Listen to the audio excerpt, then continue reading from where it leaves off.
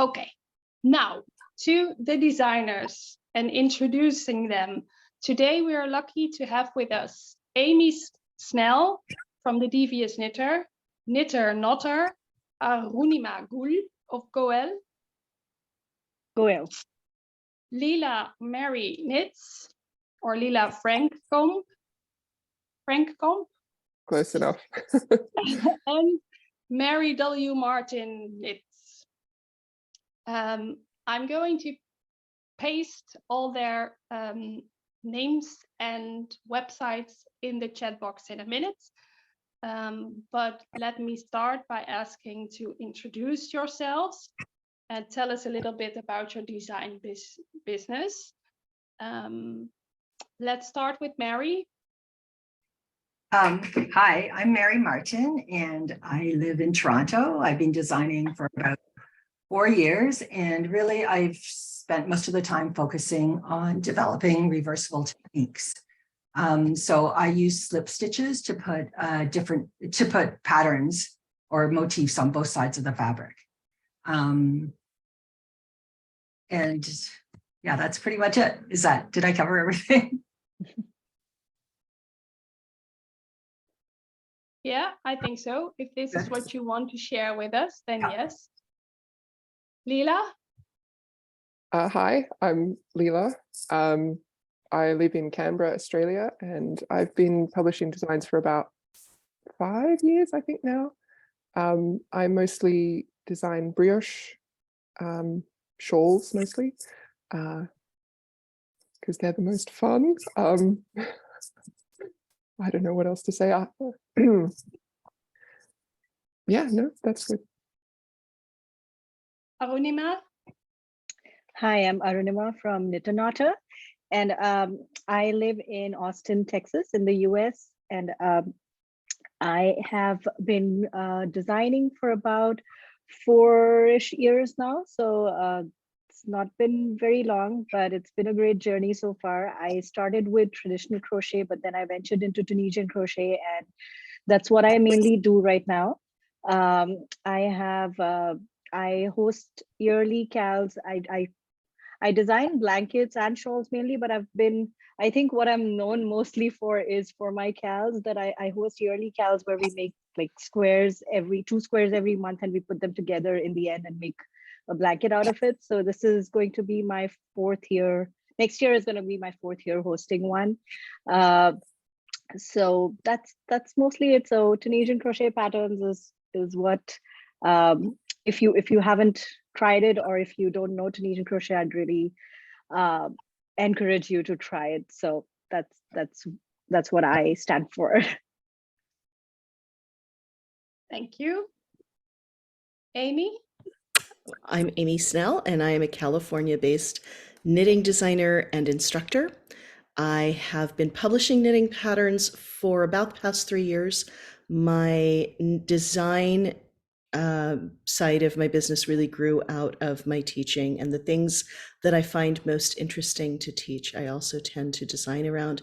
My knitting designs tend to be focused on contrast, color, and interesting techniques.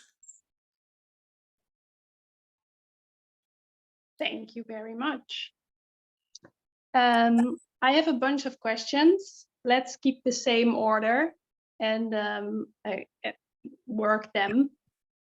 So the first question is, how did you get started on designing? Mary. Okay, so it was about 4 or 5 years ago. A friend of mine got breast cancer, and until then I was just sort of knitting whatever. I had just learned how to do slip stitches, so I designed a little breast cancer hat for her. Just wanting to knit her a lot of chemo caps. And when I was had that, she wore that, and then I have to swear, but I wanted to write "fuck cancer" on a hat for her, but I knew she wouldn't wear it with the word "fuck" showing, so I wanted to knit it on the inside, and I wanted to create a reversible fabric, like just for her. And that sort of started my whole journey in reversible knitting, just trying to figure out how to do that. So that's how it all started. I love that. You had to swear quietly. So Yeah, you know what? I've given this presentation in churches before, and like, do I actually like use the word in the church or whatever? But I find the word quite appropriate for what I want to say. So, Do you have the design there? Can you show us the inside and the outside? so my design journey has been a few years. So I actually, let me go get it. Can you go on and I'll come right back? Yes. Yes, we'll move to Lila. okay. So I kind of also got into designing by chance. I mean, I was just knitting, and I found whenever I was knitting someone else's pattern that I'd be mentally redesigning it, how I could do it neater or better, as I thought would be better. And that made me realize that there isn't like a magic design secret that you need to know to become a designer. So then I just thought, what I'll I've got ideas of things I'd like to knit that aren't there, so I'll do them. And particularly with brioche, because I think it's very versatile. You can do great things with different types of patterns and different types of colors, and I hadn't seen a lot of that out there. So yeah, I thought I'd just do it as like a hobby, and it's taken off a little bit. But yeah, I can't say that I had a grand plan. It just kind of happened. Okay, thank you. Can we switch back to you, Mary? Sure. So this is what I tried first, and this is this way. There's that on that side, and then I put fuck cancer on the inside, and this is what I called my failed hat. This is what I did 4 years ago, and I couldn't get it to work because you can see the design through onto the other side, and it's taken me these last 4 years to figure out how to do it. And it was only about last year that I was actually able to do this. And so this has, I can write on one side and have the ribbons on the other side. So you can see there's design changes, like the ribbons are smaller, so they're less likely to be seen through on the other side, things like that. But it's not easy. Like, I can't say this is an easy pattern to do. It does incorporate quite a few techniques in it. But yeah, I kind of feel like I've accomplished my first goal in designing, in getting this done.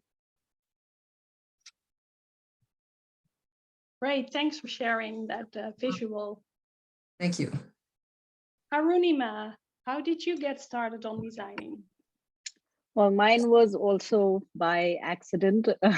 I'm actually a software engineer, and I worked for a good 7-8 years in the industry before I started designing. I always had a crochet project going on while I was working, and then the kids came, and then I decided that I needed to take a break, and that gave me this big chance of trying something that I really liked. And as Leela said, there were ideas that I had which were not out there as patterns. So I found it easier to make things that I wanted to make without following a pattern. And that's how I started making things, and then eventually learned how to write patterns. I hadn't really read patterns as much before. I was more of a YouTube crocheter, so I'd see things on YouTube and I'd crochet from that. But then I learned how to read and write patterns, and then I saw Tunisian crochet hooks once, those long hooks, and I didn't know what they were. And that's where it all started. So I decided to pick one of those and see what I could do with them. And I think one big mistake that I used to do, I still do, is that I don't, well, I guess it's with everybody. You don't want to invest in something that you don't know what you're going to do with. So I invested in some very cheap basic hooks off of Amazon, and it was difficult in the beginning. I didn't like it. It was the yarn would get stuck, and it was all sorts of problems. But once I got past that, I started to learn more and more about Tunisian crochet, and that's what I figured that I could like sort of mix up techniques from knitting and crochet. I don't know how to knit, but I saw a lot of what can be done with it. So I sort of tried to figure out how I could work Tunisian crochet, what all can be done with it. So it used to be called Afghan crochet at some point, or Afghan knitting at some point, and there wasn't much. There weren't too many designs. There were a lot of designers, but I didn't see too many designs. So sort of got put a blanket together where I explored different stitches, and then got into more about how you can do complicated stuff with it. So that's sort of what led me to where I am today. Great, thank you. Amy? I have been, in a way, designing since the first time I picked up knitting needles, which is 18 or so years ago, because I always had things in my head, and then I had to figure out how to get the skills to create them. But it was only about 3 years ago that I realized that maybe I could do that and make those patterns available for other people. It came out of my teaching. I was was asked by a friend to come onto hers early pandemic, and I was asked to come onto the platform that she had for her yarn line and do some teaching. And she said, well, what pattern do you want to use, to teach the project? And I thought about it. I realized I wanted to come up with my own, because I wanted to have very specific things in there that were going to be very specific skills that I could teach to and have a fun pattern. And that involved, of course, learning how to publish a pattern, how to put that together, how to make it available for the general public. And once that was a bit of an early pandemic project for me, learning all those things. Once I had done that, I realized that all the sketchbooks and all the things that I'd had in my head, I suddenly had permission, in a way, to start to knit those up and publish them for other people. And I still have notebooks and notebooks and notebooks of things that are, I could design for 100 years and never have time to knit and actually publish them all. So the hardest thing for me about designing is narrowing it down to what project can I actually work up next and bring through the process to actually publish and put out into the world. Thank you all for sharing your starting on designing. Next up, we are very curious what your inspiration is for patterns you are publishing. So back to Mary. My inspiration goes very much to when I figure out a new technique or something. When I figure out what can be done, I then start thinking about how that would look good. So, when it's usually comes from like figuring out something new in a technique, and I want it illustrated in fabric, and then I just go and knit it, and that will become a pattern, probably. Something like that. Mm-hmm. Okay, Lila? Yeah, I never know how to answer this question. I don't have like a single source of inspiration. Usually I just think of some sort of pattern, like you might see a beautiful tile or a flower or something, and you think, how can I recreate that in knitting?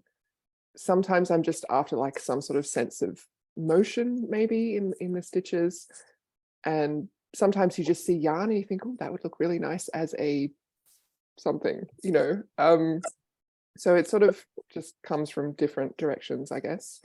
But like Mary, sometimes it's like an idea of how would I turn this particular thing into knitting, like particularly because I usually use brioche. So how would I show some particular design? How would I get something to look in a particular way? And yeah, I don't know, where does inspiration come from? I really don't know how to answer that. You did answer it, so it was very clear. Arunima.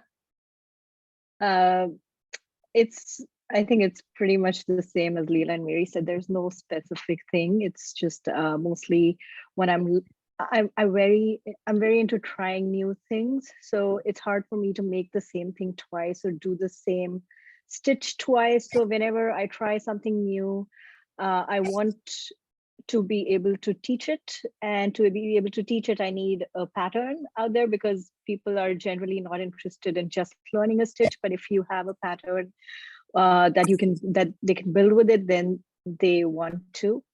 So that's one. And there's again, I a lot of times I go off of yarn. I look at some yarn and I'm like, this will look good with that, or this pattern might look good with this yarn, or I haven't tried this yarn, so let me see what I can do with it. So it's mostly that. And I've also found myself in the last, I think about 2 years, that whenever I'm outside, I'm always looking at patterns. What patterns is on that couch there, or on that throw pillow there, and I'm window shopping. What sweaters are out there? What patterns are people wearing on the street? I never did that before that. I was never interested in what people were wearing or how things look. I found myself noticing that a lot more now. So it's just, there are these things in my head, and when I look at, say, yarn, or mostly yarn, when I look at some yarn, I'm like, there's that something I saw somewhere that might look good with this. So that's mostly the inspiration. But then the sort of the business part of it comes where my audience tells me that, hey, can you give us a garment pattern next, or I really want to make a pillow. So I try to think about what people would like to make, and I try to incorporate those stitches or techniques into whatever my audience is looking for. So that's how I come up with my designs. Thank you. Amy?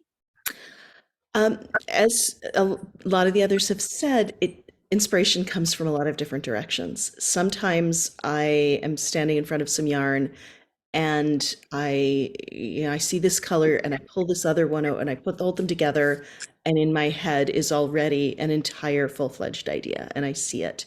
And then I just have to figure out how to make it happen. And other times I have thoughts about forms or stitch structures, or just, something, oh, I wonder what would happen if. And all I have in my notebook is a very simple piece there, and then something else comes together, something from a different section of my notebook about a shape of a piece.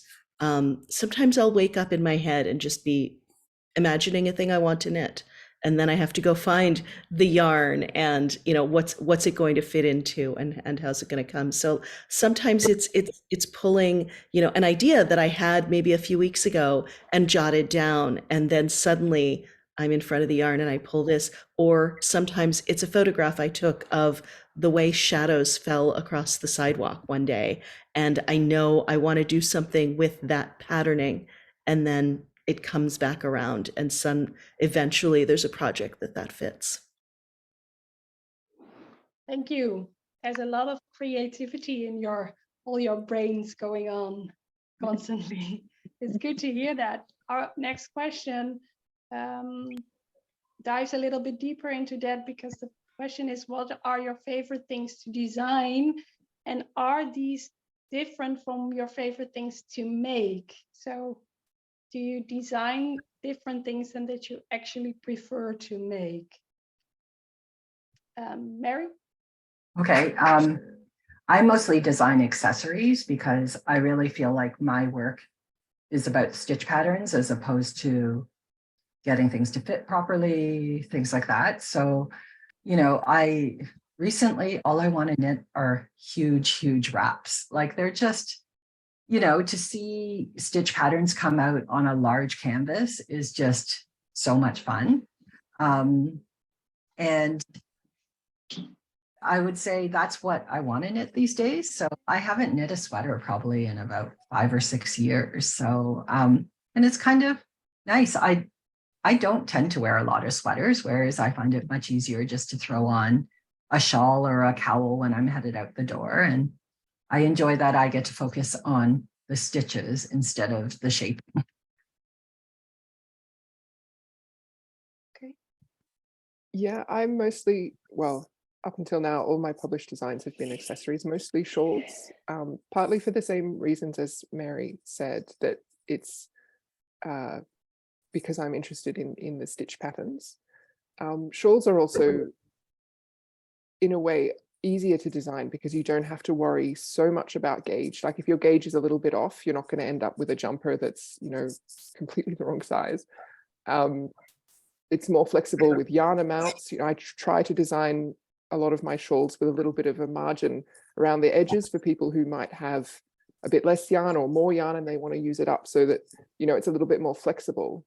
And then I don't have to worry so much about that sort of thing. Also, there's generally only one size of a shawl, which makes designing them much easier, and you can really focus on, you know, the colors or the patterns.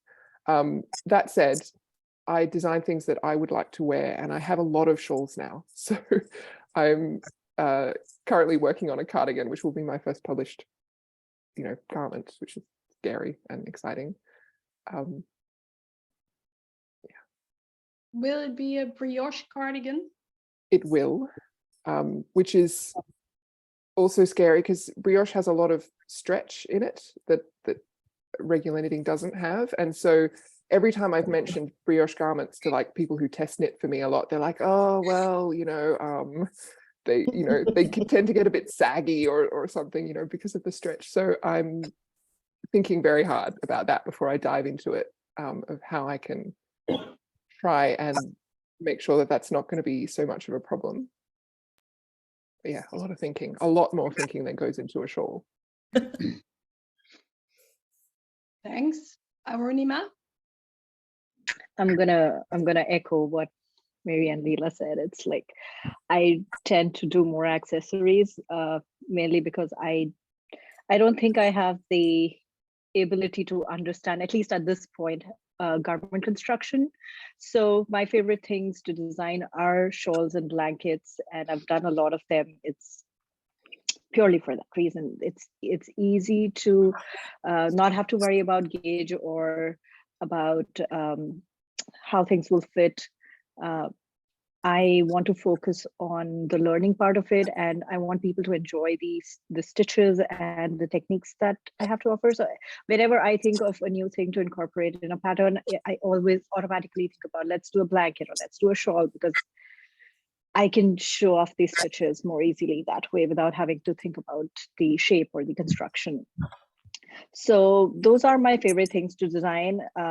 I did design a few slippers recently, so I stepped out of my comfort zone there.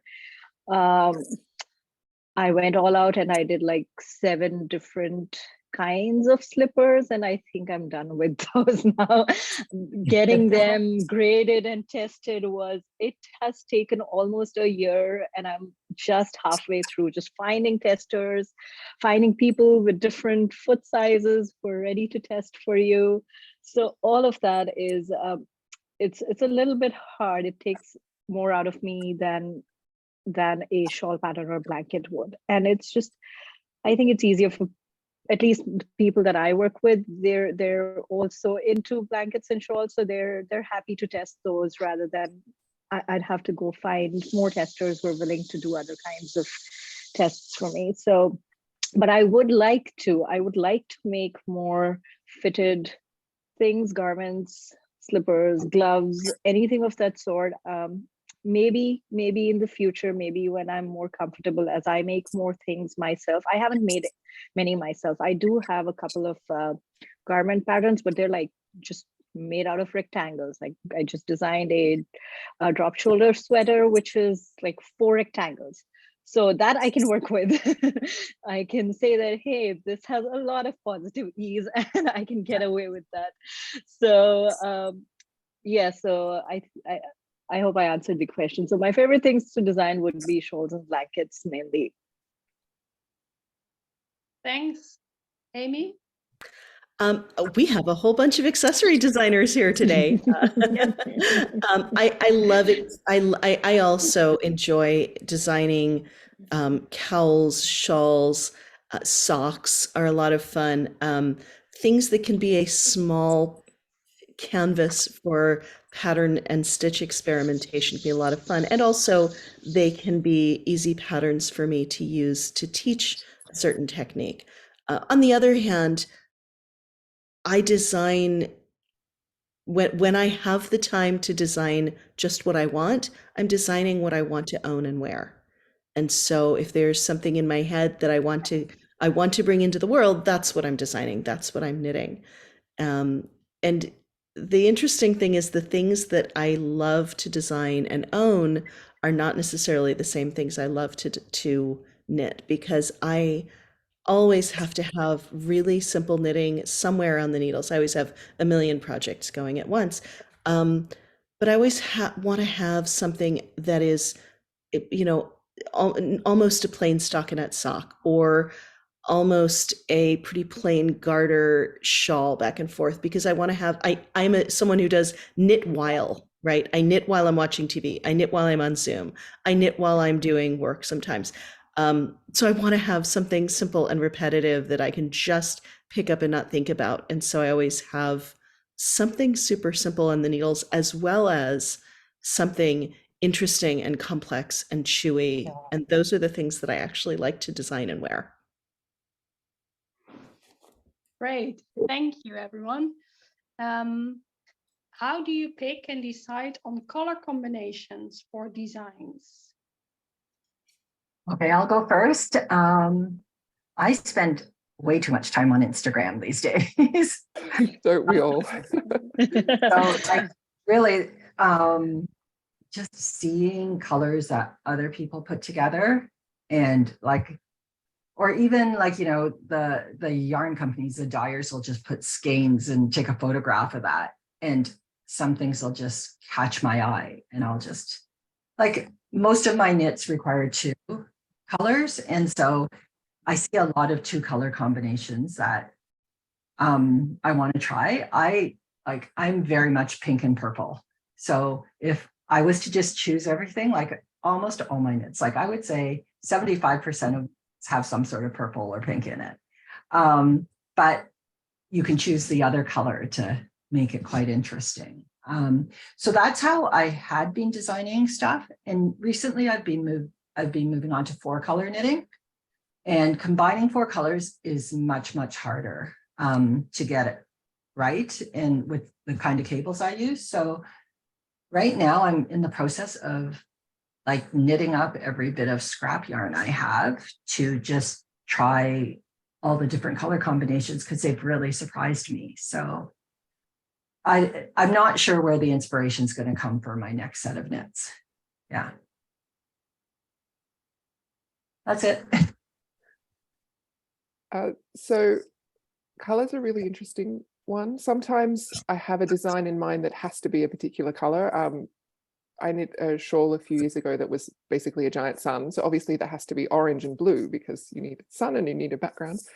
Or if it's, you know, leaves, they have to be green. You know, that's just the way my brain works. But sometimes it works the other way around, that you see the yarn and you think, I could do something with that. So like the shawl that I'm wearing, for example, this was, the dyer posted a 4-skein set on Instagram, and I was like, I want that yarn, which was interesting because it's not the normal colors I knit in, which, you know, Mary said pink and purple, mine are green and blue. I had something else I was going to say. What was it?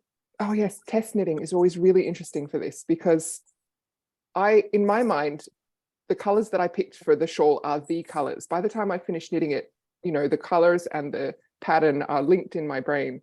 And then you put it out there for test knitting, and the test knitters come back and they say, I'm going to knit in these colors. And I think, okay, I would never in 1,000 years have picked that, but you do you know, and then it looks great. And it's like, it sort of reignites in my brain that, oh, that color and that design didn't actually have to go together. It was just a choice that I made, and then became, you know, the ideal. And then the test knitters did something else with it. And yeah, it expands my mind every single time. I love it. Can I jump in there? Oh, sure. Sorry. Go ahead. You said, I have a pattern that has leaves in it. Mm-hmm.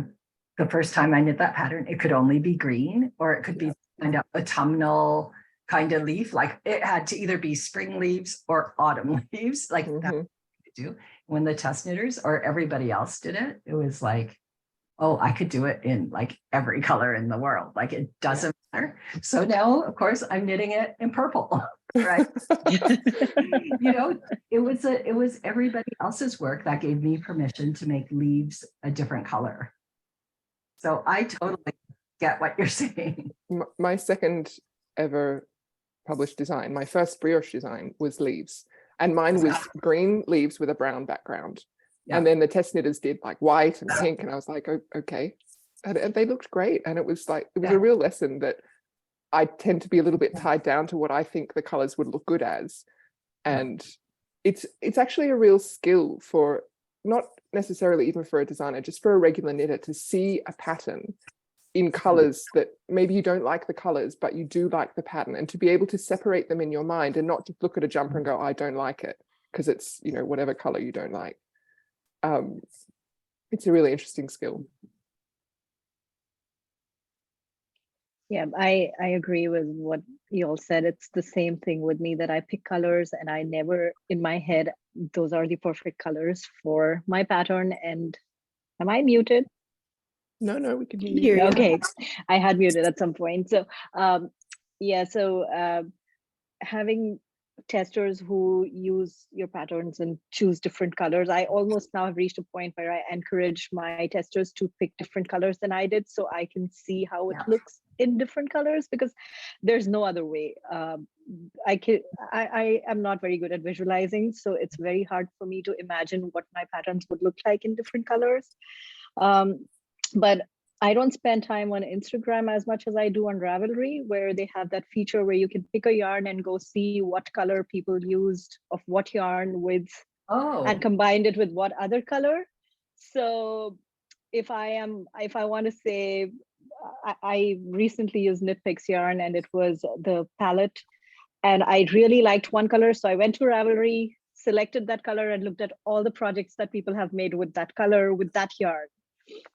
So that's a really cool feature in Ravelry. So I spend hours and hours doing that. And funny enough, that the last pattern that I made, I think I spent like 4 days looking at projects in Ravelry, and then I picked gray and white. And I'm like, a lot of our participants aren't able to access Ravelry anymore. It's one of the reasons why we created the Fasten Off event. So yes, it's definitely a great feature, but a lot of us can't use it. So would you? I understand. Say you have another route to go by? I know that Pinterest has, so the second place that I go to is Pinterest. So there are a lot of people on Pinterest who have like put together, say so I used Stylecraft Specialty K the last time, and I think a lot of people use that yarn. So there are lots of people who've put together like different colors that come together, and they've like put actual names of the colors and different palettes that work together. So yes, that is what I used. I'm sorry. Yes, Ravelry, I completely understand, and I personally don't have any problems with it, but I can see that other people do, and that might not work. But yes, Pinterest is great for that. Instagram, I'm sure, would be, but I don't use Instagram as much as I use Pinterest. So my color picking process is like that. For me, I also have 2 colors. I have teal and yellow, so those are mine. If I had to make anything, those will be the first 2 colors I would go for, and everything would have those 2 colors. But I'm trying to expand my color palette. I'm looking at other people's work and see.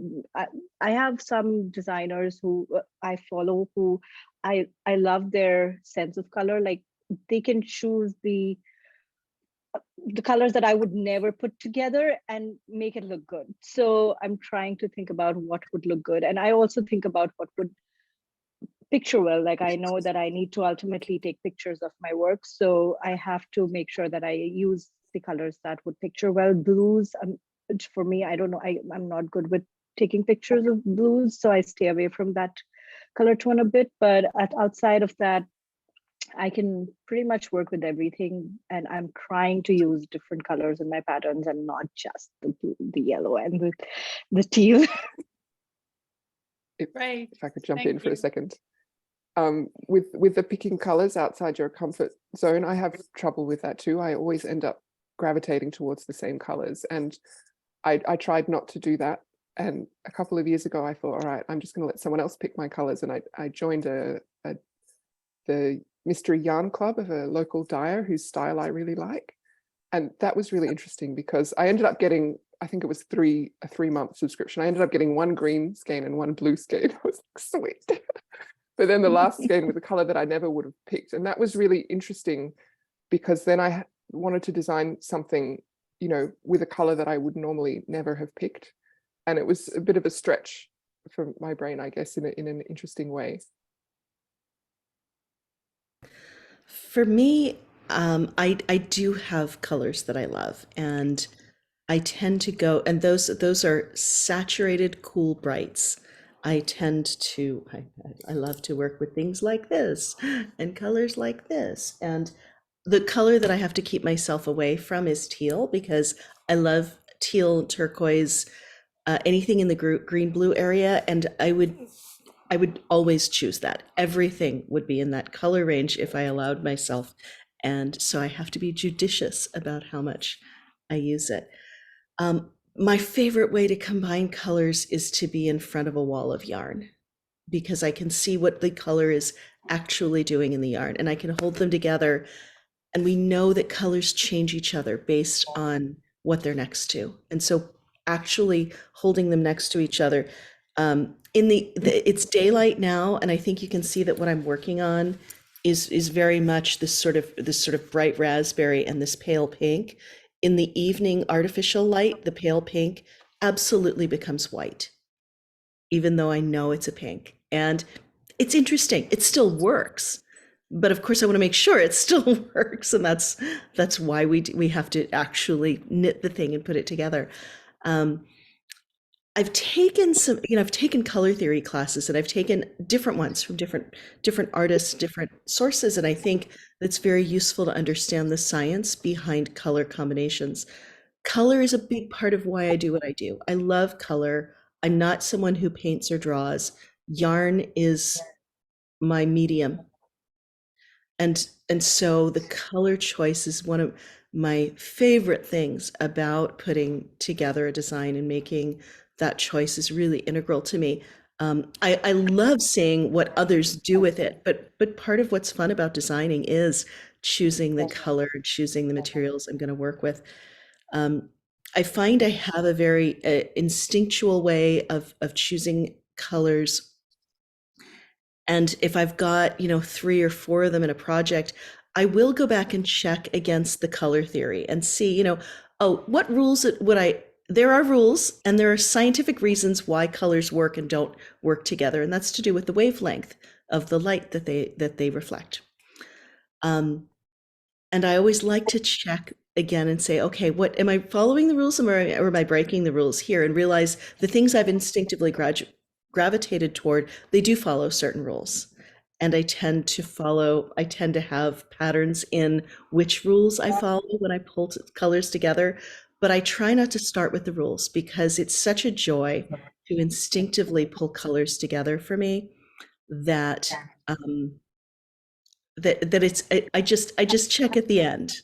I want to go with what makes me happy. On the other hand, sometimes the world brings you something you don't expect. This shawl here, my amberine shawl, is a color I never would have chosen and never would have knit with.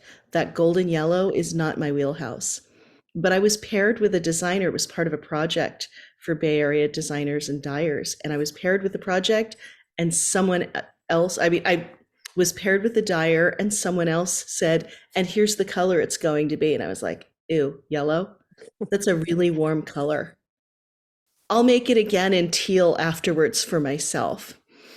And I knit this thing up, and I blocked it, and I knew I just loved the design. I put it on, and I was so in love. It just works, and it pushed me out of my comfort zone. And I just love when life does that. What a fabulous opportunity. And this is why I think, collaboration within the industry and being in touch with other creatives is just one of the most fun things about doing what I do. Thank you, everyone, for being so elaborate. This was actually a question I came up with a week ago or something, when Kathleen asks, what questions do we need to ask our designers? So I'm really happy you were all so elaborate. Thank you. I have a final question. What sort of things are we going to see from you next? I'm first, I guess. I think for my techniques, I've just been working on how to figure out how to put more colors in. And this is, so I have two knitting techniques, one's fusion and one's fission. And in my fission knitting technique, I've recently figured out how to do 4 colors in one knit. So cables of 2 colors on one side, and then cables of 2 colors on another side. So that is, I think there's a lot of possibility with this and where I can go with this. So there'll probably be quite a bit of this in the next little while. Thank you. It looks beautiful. Thank you. God, I really have to try that one day. The one annoying thing about being a designer is I always feel like I should be knitting my own stuff. I should be productive. Yeah. And so sometimes I'll see a really interesting technique by another designer. I'll be like, I should learn that. It looks really good. And then, you know, I never had the time for it. So to answer your question, so I mentioned earlier that I'm working on a cardigan design. That's still in the pretty early stages. So that will be a while before you see anything out of it. The next couple of things that I will publish will be shawls. I've already knit a couple of them and I just haven't written them up because I'm lazy. I'm also working on a class, like an online class, which is a little bit scary. So it's the online version of the in-person introduction to brioche class that I teach. So learning how to do that in a good way to teach online is interesting.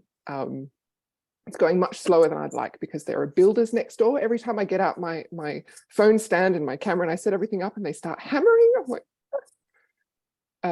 but so that will be coming sometime next year. So yes, cardigan and of course, and shawls.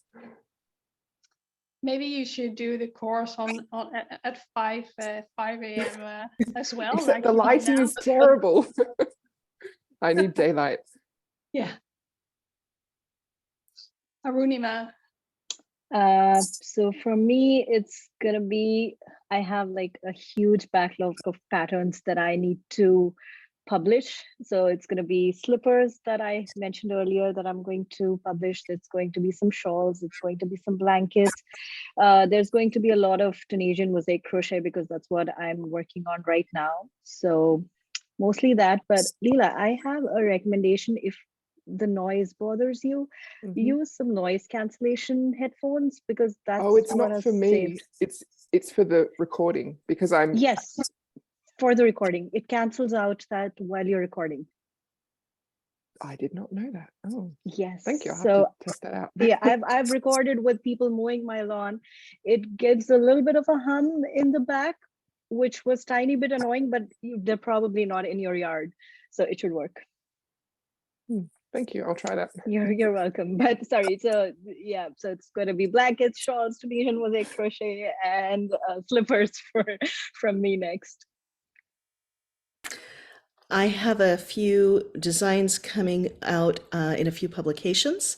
So I have some deadlines in the next couple of weeks. I need to get some things out for some springtime publications.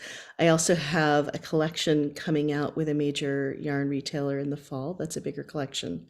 So that is underway. In the more immediate future, I have a few new classes that I'm excited about. I'm going to be teaching a class actually on how to self-publish your designs. That's going to be part of Melissa Leapman's professional development forum for designers in January 9th, 6th to the 9th, I think. And then I'm back to my regular schedule of teaching with stitches and virtually and in person, and excited to get back to teaching some favorites and things like that in the spring. And then when the Fasten Off Yarnalong, just as that wraps up, I'm going to launch my own wintertime yarn along, or knit along rather. The way I like to do them isn't a specific project, but a type of projects. So last summer we did a shawl along. In the winter, in February, we're going to do a cowl along because those are nice, quick projects, and it gives folks the opportunity to choose a number of different techniques if they want something quick and easy, or if they want to get into, learning some new brioche skills and brioche grafting, they can pick something really, really chewy. Or if they just want to churn along on, maybe they've got more yarn and they want to do an infinity cowl. I've found that to be a really fun way to do knit-alongs. So that's going to be happening in the winter for me too. Great. Do you all four have a newsletter where people can sign up and get this information in their mailbox? Absolutely. Yes. Yeah. So I'm I'll devious. do that. I'm Devious Knitter everywhere. So if you go to deviousknitter.com, you can sign up for my newsletter there, and you can find me on all the social media under that same name. Well, I'm Knitter Knotter everywhere, so that would be me. And I mean, I'd be happy to send out the sign up link if anybody wants it. Yeah, I'm Leela Mary because nobody can spell my surname, so I'm Leela Mary on Instagram. And yeah, Instagram's probably the easiest place to find me, and then there are links to everything from there. Yeah, I just put mine in the chat if anybody wants it, how to sign up for the newsletter. Great. Let me check the time. We have 10 more minutes left. So we are going to open up questions for our audience. Please, if you have a question for any of our designers, raise your hands. And then I will tell you to unmute so you can ask your question. You don't need to, we won't go around, just ask your question to a specific designer or any of you who wants to answer it. So we can do a few questions if there are questions. Let me see if there are raised hands. Everybody is signing up for the newsletters. Looks like there's Kathleen, one there.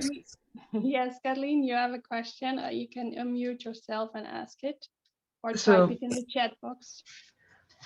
This one isn't directed at anyone in particular, but I'd be interested in anyone's answer. What's your desert island yarn? If you could only take one yarn with you, what would it be? I'm sorry to say, because they're not someone who's actually ever given me yarn support for a project, but it would be Malabrigo Rios, because the colors, it's all the colors, and it knits up at a variety of different purposes, and I can kind of push it, in terms of gauge one way and another. Now you have me thinking, like, I do love milk. Yeah. That wasn't going to be. And it's soft. Mine Come would on, be it's so Malabrigo. soft.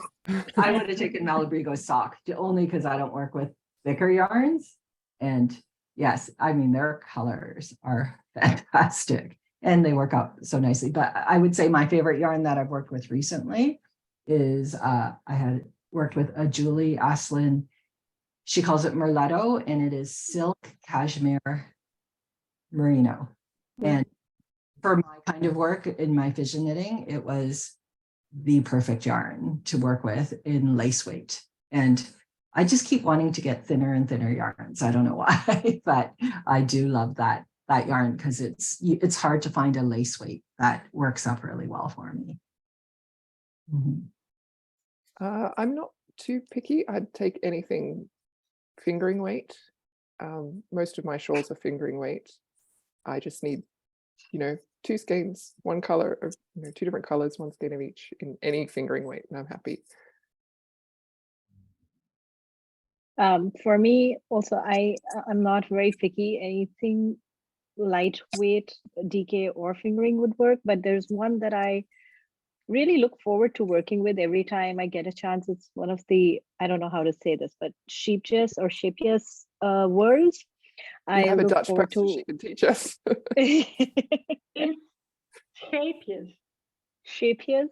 Okay. All right. So Shapias worlds, I really like the color transitions in those. So I find myself looking forward to working with those all the time. So that's probably one I would take with me. Okay, we have another raised hand by Amber. So Amber, go ahead, ask your question, unmute yourself. Hello, I'm really enjoying this interview and you're asking excellent questions. My question for anyone who wants to answer is, are there other crafts, either yarn related or otherwise, that you don't currently do, but they're kind of on your bucket list of, like, you see things and you think that you want to try? I think that when I want to make the space for it, I would love to get into weaving. It's just always appealed to me. I've taken one weaving class, loved it. I just don't want to dedicate a room yet in my house. I have a few that I'd like to try. Weaving is one, and Tunisian crochet is another. I used to cross stitch quite a lot, and all my other hobbies have fallen by the wayside once knitting kind of took over. I would like to get back into cross stitching a little bit, and well, all the crafts. I mean, sewing. I used to sew a bit too, and I sometimes, I would like to be able to make non-knitted clothes. So yeah, when I've got the time, cross stitch, sewing, Tunisian crochet, and weaving. For me, it's the same. I love anything that has to do with yarn. So it's I've tried my hand at most of these things, but they've just sort of I don't have time for any of those right now. There's tatting. I used to really like tatting. It's a little hard on my hands, and I just feel like that's too much effort for very little reward, like tiny pieces. Yeah. But it's really, really pretty. So tatting is one. Needle felting is one of my testers is into it right now, and she makes the most beautiful things with that. So needle felting. There is embroidery, cross stitch. I've done a little bit of that, but maybe someday I'd like to try more intricate pieces. Weaving, knitting. I've only just barely, I just know how to hold my needles. So I'd maybe like to try that one day. I am trying really hard to resist learning to sew because I don't need another entire stash. But at the same time, the more I design, the more deeply I find it instructive to understand how sewn garment patterns are put together, because I feel like, for example, right now I am working on a couple of sweater patterns, and the more I understand about sewn garment construction, the better I'm able to address the things about knitted garment patterns that don't quite do it for me, where I look and I say, that doesn't fit correctly here, or it should be better. I feel like the sewn garment construction is a bit of an unlock for me for that. But I don't want another entire stash of fabric. So I want to understand it, but not do it, sort of. Okay, thank you. There are no new raised hands, and we are almost at an hour. So is there anything that you as designers would like to add to in the final minutes of our Zoom? Or do you think that this was any last thoughts? Well, I just want to say thank you so much for your efforts today at hosting. You've done a lovely job, and just to express gratitude for all the organizers of the Fasten Off Yarnalong, Yes. for all the work they Yes. have put in, tremendous amount of work that they've put into this event. Yeah. I was explaining to someone the other day how something like a yarn-along works, and they were like, but how do they make money out of it? I was like, well, they don't. And they're like, but why would they do it? They like yarn. Yeah, it's the same. Really wanted to thank you all as organizers. You've done a great job so far, and doing this takes a lot more effort than people would realize. So it's thank you so much. Yeah, I just ditto, and I think things aren't over. Like, there's still stuff that goes on, and that's fabulous, right? It's really quite a nice network. Thank you. Thanks. Yeah, we enjoy volunteering, but it's definitely a lot of work. But it's always fun, and this is new. So the ask me anythings in text and these Zooms are new to us, but we hope they are a success. And I think it went really nicely to have you four chatting and learn something from each of you. And I had the feeling you were learning from each other too and getting inspired. So Yeah. that's great. Thank you so much Definitely. to everybody for coming out, and especially thank you, designers. We hope you enjoyed it, everyone. Check out our Fasten Off Yarnalong schedule for more events and activities. I will paste the link in the chat now. And we'll sign, I will leave it open a little bit, but for now, the meeting is ended. I will stop recording.